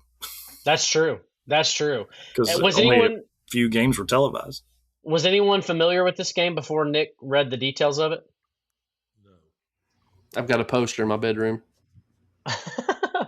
Yeah, no, I wasn't, but it definitely sounds fitting for a huge upset, Nick. I mean, especially with the details of like Tennessee losing to Chattanooga, but then finding a way to win this game that's crazy. It's also crazy too because it's like the rules at the time are probably what led Tennessee with the chance to win. Like if LSU just kicks the extra point and ties the game, I mean, obviously if there's overtime, LSU probably wins in overtime. Right. So just the fact that Tennessee was able to, bend, don't break and make the one play they needed when it mattered, that's pretty awesome. It is an interesting dynamic to think about what has been true for most of college football history, which is no overtime, and how that changes the dynamics at the end of a game, because we'll actually see a little bit later in our history here that if you have ties, even if you win a lot of football games, it can hurt you in national rankings and your chance to win a national championship based on which bowl game you get. Yeah. There's no real mechanism to go back, but I would love to live in a world where like Chattanooga, Swanee, Vanderbilt are Tennessee's big games. Like I love how It's pretty cool. connected that is geographically. Mm-hmm. Mm-hmm. Absolutely. So would this have been in the era when national champions were decided by the media, like they were just crowned? Which means Alabama won the national championship that year. Yes, all of them before the BCS. I mean, isn't that basically true until the BCS poll? I think so. What, Alabama won every year? Yes. And if they didn't win that year, give them a few years and they'll decide they did. They'll figure out a way that they actually did. So LSU, was this their only loss of the season, Nick? Did you look at that? I did look at a lot of that stuff. I didn't make a note of that. I do believe they went on to lose more games after this. Okay, so Tennessee broke their broke will. LSU in 1959. That's what that means. But Billy Cannon did win the Heisman. Yeah, I don't know, man. That sounds. But dude, Billy Cannon, sweet quarterback name. Hey, Wyatt Bowden is an incredible Southern name. Bowden Wyatt. I mean, Bowden Wyatt. Okay, never mind. It's totally different. Yeah, Syracuse went 11-0 and won the national championship in 1959. Dang. So yeah, Billy literally Cannon. broke. Sorry to be clear, Billy Cannon was a halfback. He was not a quarterback. Ah, okay. I might have just inferred that he was a quarterback. You probably didn't say that. I don't know. Oh, I'm sorry. LSU finished third in the final rankings with a 9-1 record after losing the Sugar Bowl. So they lost one in the regular season and then lost the Sugar Bowl. So yeah, Tennessee literally knocked them out of this. I mean, if they win that Tennessee game, they probably win it all. They still would have had to win the Sugar Bowl, but yeah. Yeah. I'm going to take that as Tennessee just destroyed their will to live. We for that destroyed season. them. Yeah. Yeah. All right. That's all I got for this one. All right, game number 2, we're jumping ahead to 1982, in which Chief was quite old by this point. And Jeff was probably close to being on the scene, if not already there. I was there for a year, baby. Yeah.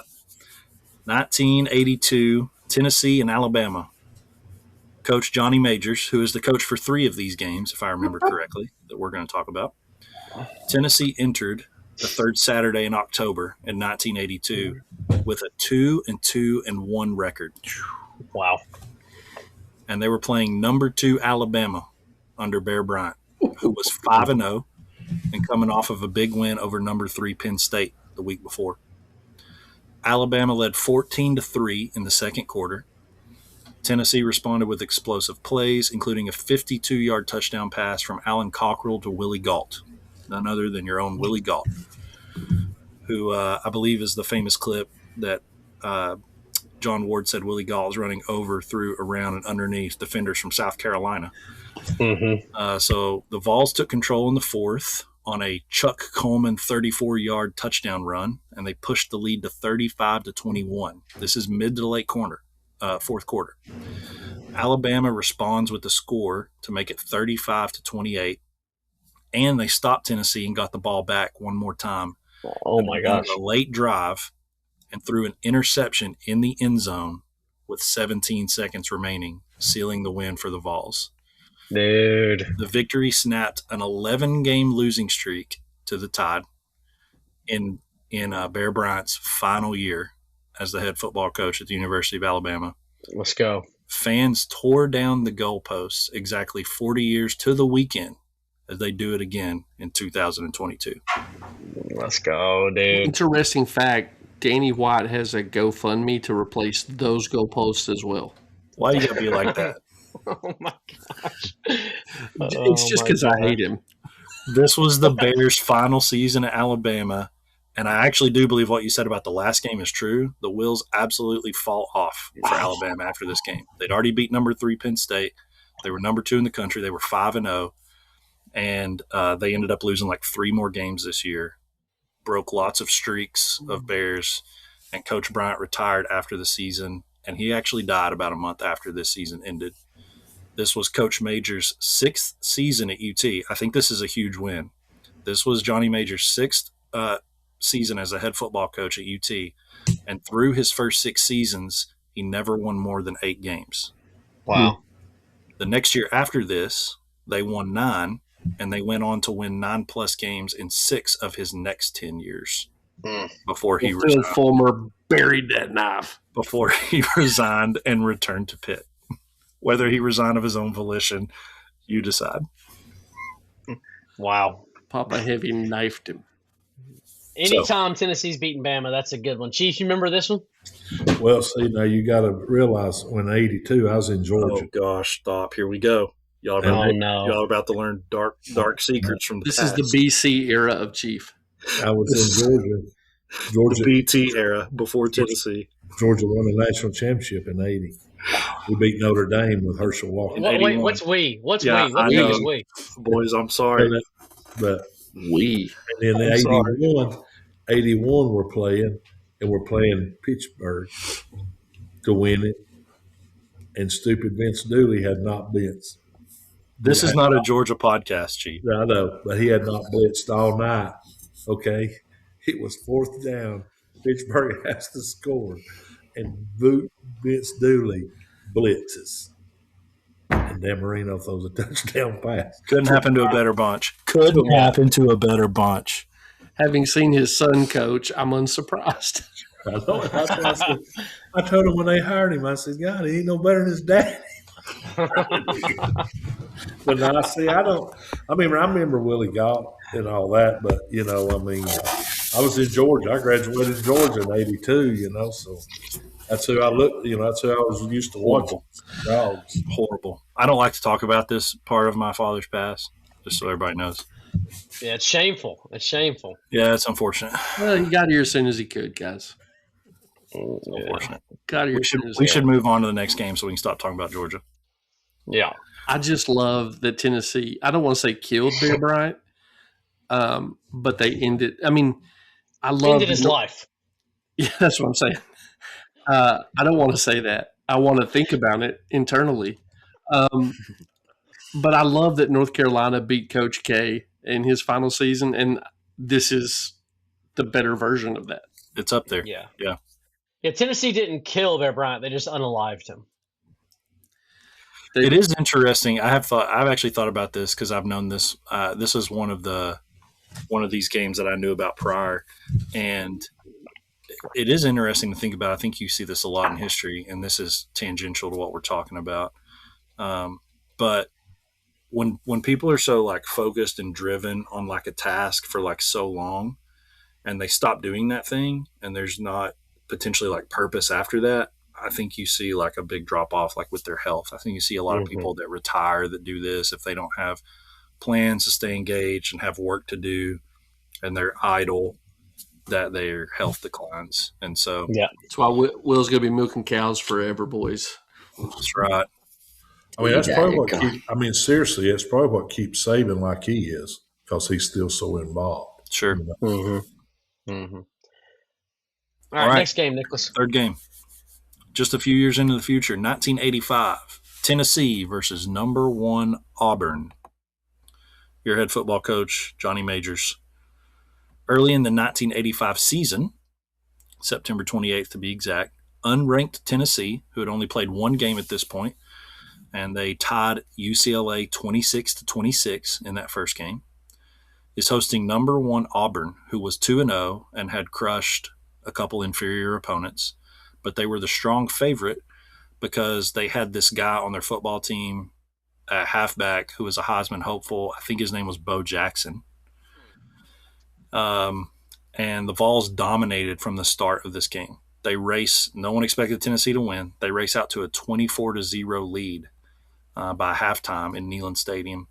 Tony Robinson threw for 259 yards in this game and 4 touchdowns in 1985. Auburn mounted a fourth quarter rally. All of the 20 points that they score came in the fourth quarter. But Tennessee added some insurance scores to hold on for a 38-20 final. The game ended, once again, with fans storming the field and tearing down the goalposts. This win launched Tennessee to a 9-1-2. The only bad vibe here, the lone loss to Florida that year, 9-1-2. But this game launched them into an incredible season, and Tennessee won 9 football games. They did have 2 ties, which hurt them in the polls, but it was the cornerstone of what we most famously call the Sugar Vols season. This is the year that Tony Robinson leads a campaign to an SEC title and a 35-0 Sugar Bowl win over Vinny Testaverde's number 2 ranked Miami Hurricanes. I actually have here with me an artifact from the era. This is a Coke with the 1985 schedule on it. Regular season. So you can see the UCLA tie, 26-26. And then you can see, I don't know if you can see it, but the second one is Tennessee 38, Auburn 20. They beat Bo Jackson. Bo did go on to win the Heisman Trophy as he rushed for the second most yards in the SEC at the time in a single season, behind Chiefs Herschel Walker's 1981 campaign. But I did watch that game. Tennessee ended the season ranked 4th in the nation. Now, this is interesting thinking about polls and things at the time. Tennessee ended the season ranked 4th in the nation, with Oklahoma being awarded the national title, even though each of them had only lost 1 game. Oklahoma beat Penn State in the Orange Bowl. We crushed Miami in the Sugar Bowl, but they had no ties. We had 2 ties. Oklahoma and Tennessee each only had 1 loss. Oklahoma's 1 loss came against the Miami Hurricanes. If we were Alabama fans, we would give ourselves a national championship. Yeah, I did watch that game. I watched Tennessee kill Bo Jackson. And in in the third quarter, if I'm not mistaken, Bo would not answer the bell. He was done. They beat him. They hit him whether he had the ball or didn't have the ball, Tennessee hit him every play. And Love then late in the third quarter, he said, "I'm done, checked out." Two great running backs that Tennessee can stop: Bo Jackson and Alvin Kamara. You can ask some people. Oh my God. Yeah, There it is. There it is. you can ask some people what's that 85 game to make. But the best I remember, Bo Jackson checked out. He didn't play the fourth quarter. He done had all he wanted. I mean, they killed him. I mean, they hit him every time he had the ball. There ain't a lot of teams who can say that. No, I was living in Tennessee when I watched that game. He was starting to turn. Yeah. All right, number 4 on this list. Again, a few more years into the future. Probably the most famous Tennessee comeback of all time. Probably number 1 if we were ranking comebacks. The 1991 Tennessee Notre Dame game, famously dubbed the Miracle at South Bend. Your head football coach, Johnny Majors. Tennessee started the season 4-0 and had beaten 3 ranked opponents: UCLA, Mississippi State, and Auburn. They had beat to start the year, all ranked in the top 25. And they were top 5 after those 4 games. But they had dropped from top 5 contention because they had back-to-back losses to, sorry boys, I hate to say it, Florida and Alabama. Jeez. With a 5-2 record, the 91 Vols traveled to face 8-1 number 5 ranked Notre Dame on November 9th, 1991. The Vols trailed 31-7 in the second quarter after multiple turnovers, but a blocked field goal Tennessee returned for 85 yards for a touchdown provided momentum just before halftime. In the fourth quarter, Tennessee overcame a 34-21 deficit. Aaron Hayden scored on a 4-yard run with 9 minutes left, and they got the ball back, and a 26-yard screen pass went for a touchdown with 4 minutes left and gave the Vols the lead. Notre Dame drove for a potential tying field goal, but Rob Leonard partially blocked the 27-yard attempt as time expired, securing the most dramatic of road upsets. Majors called it one of the program's biggest comebacks, and probably still is to this day.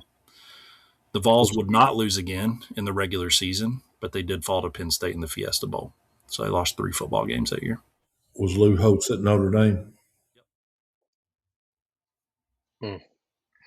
Yeah, I mean, obviously I didn't see that one, but that's one that's just in the lore of Tennessee fans everywhere. I mean, that's like, I don't remember anything being called the Stop, but I remember the Miracle at South Bend. You know, that name is just like it stands out in Tennessee history. So, Yep, absolutely.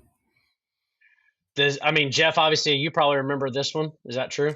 No, I wasn't. I wasn't watching college football back then. And Nick, you were what? You were just a kid? I was 2. 2? So you remember it then? Yeah, of course. No, I do not remember the Miracle at South Bend, but it was talked about even when I was in elementary school. People would talk about the Miracle at South Bend. Mm-hmm. Yeah, that's a good one. Chief, were you on the Tennessee bandwagon yet?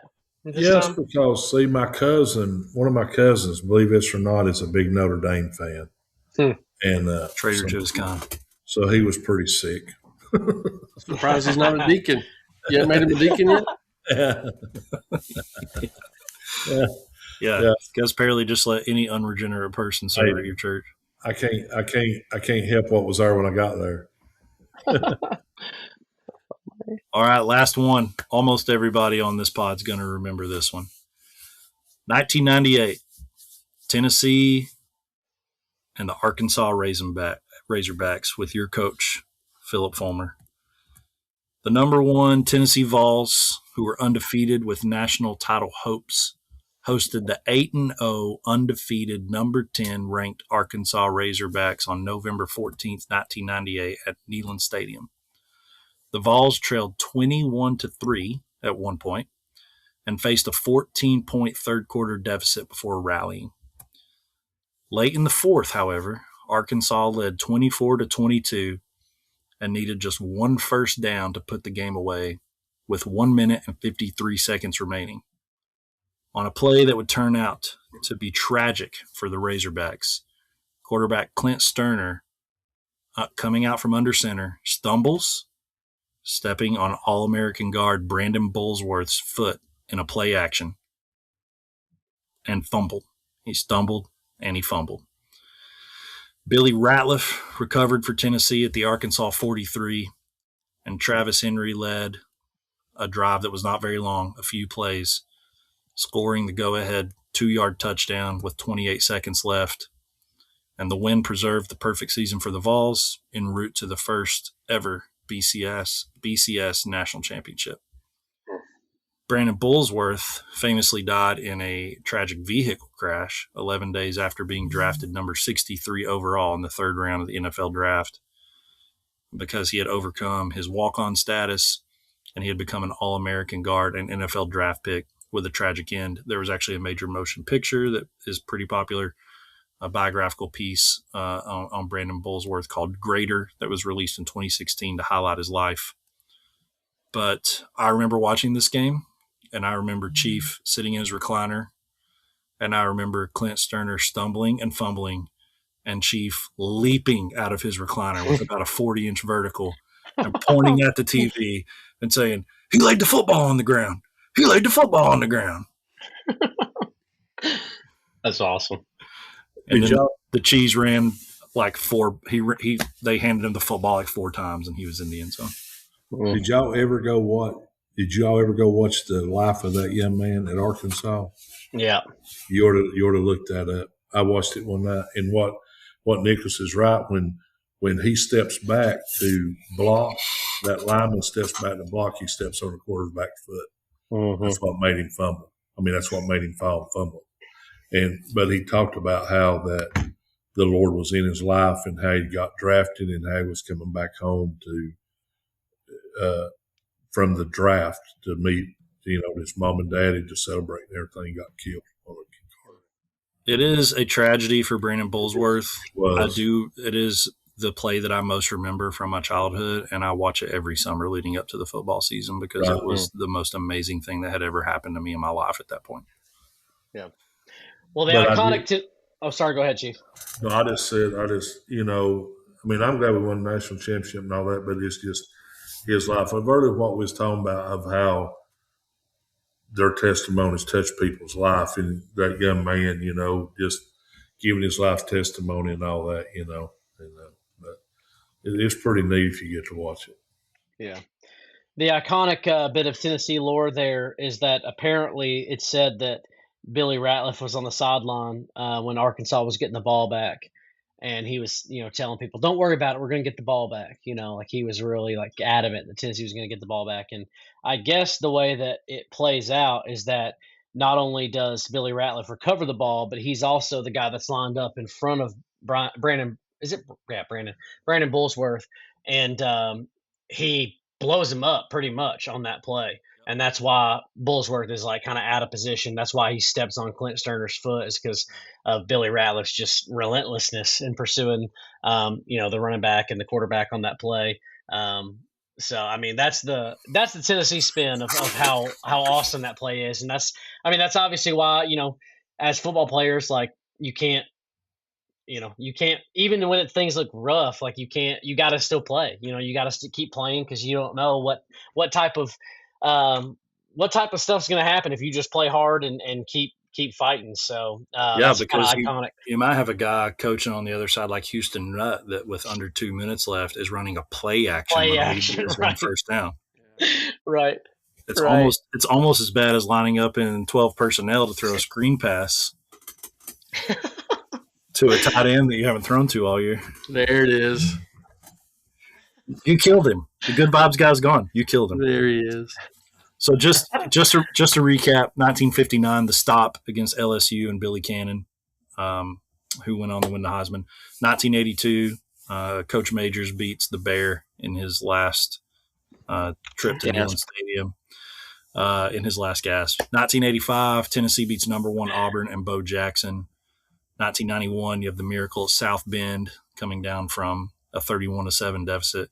And then 1998, with less than 2 minutes left and all they need is a first down, you have the stumble fumble and Travis Henry punching it in to preserve the win en route to a national championship. So 5 improbable wins, all against the odds. times when the Lord showed favor to our beloved Volunteers. I meant to do this in this off season, but you remember I've got that guy who took his VHS recordings of the '98 championship season and then overlaid John Ward's football call as the audio. We might need to have a Volatile get together and watch just, maybe this game or pick another one and watch it. Maybe the infamous Syracuse game. The infamous Syracuse game. Yeah, that was the Donovan McNabb team, right? Yeah, they're going to be pretty good that year. Donovan McNabb and Keith Bullock, they ain't going to be any good. Yeah. We got a four-wheeler to buy, dadgummit. They ain't going to be any good. Let's go to Tazewell and buy a four-wheeler. You don't even know what I'm talking about right now. Do you know what I'm talking about right now? Yeah, I know what you're talking about. It was one of the worst days of my childhood.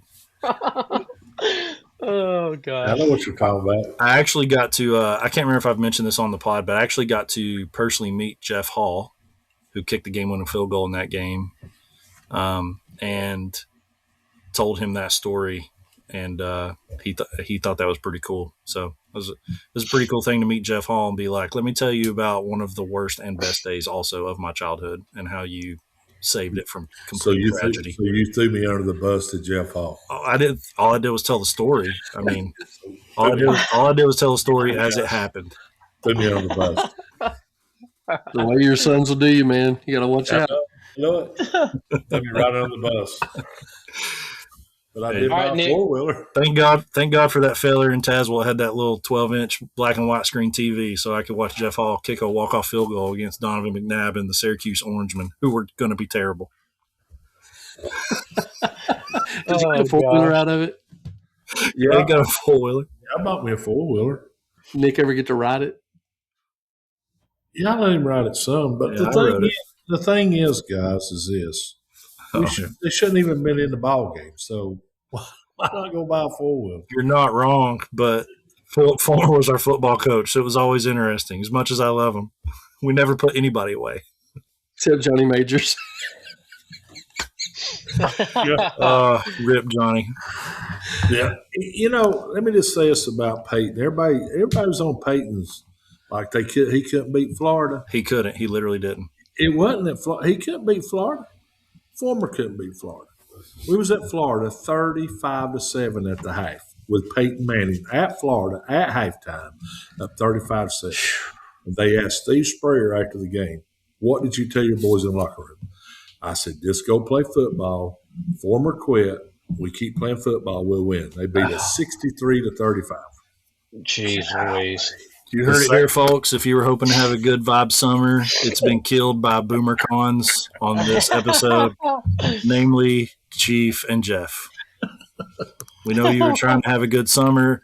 Mac pumped you up that there was only 45 days left, and now you wish there were 145 days left. I love this Boomer Con narrative when we watch Nick run around for 45 minutes trying to figure out how to get Chief to be able to be heard on the podcast. We got it done, okay? We got it done. It looked like a bunch of apes trying to open a coconut so they can have something to eat. How laptop work? Wear a headphone. Nick, tell them where they can find us, bud. You can find us on YouTube. You can find us on X at volatile_1998 on Spotify and music, Apple Music, podcasts, wherever you can find your podcasts. You'll find us there. And we're here for some laughs this summer. We're here to remember some good times and also apparently to remember some bad times. So, but regardless of whether it's up or whether it's down, the Volatile Podcast crew is here for you. That's right. Will, as one of our most faithful listeners, you know our sign off, bud? Oh, boy. Putting you on the spot. I know this. We need another 145 days to make sure our quarterback's ready. It's terminal.